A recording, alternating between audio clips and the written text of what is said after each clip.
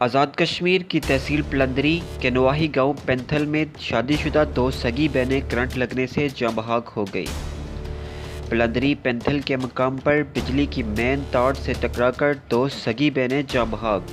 اطلاعات کے مطابق گزشتہ روز صبح 8 بجے کے قریب شادی شدہ دو سگی بہنیں جو اپنے ماں باپ کے یہاں آئی ہوئی تھیں، ایک بہن امرا بیٹے گڑھ کے قریب واقع مکئی کی فصل سے گزر رہی تھی کہ مکئی کے اندر بجلی کی مین تار کھمبے سے ٹوٹ کر گری پڑی تھی، جو نظر نہ آنے کے باعث خاتون اس مین تار کے ساتھ ٹکرا گئی اور موقع پر جاں بحق ہو گئی۔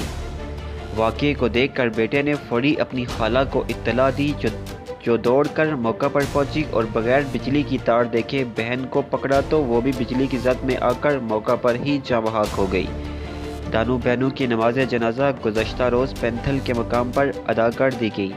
واقعہ پینتھل بازار کے قریب پیش آیا۔ دلسوز واقعے پر فضا سوگوار۔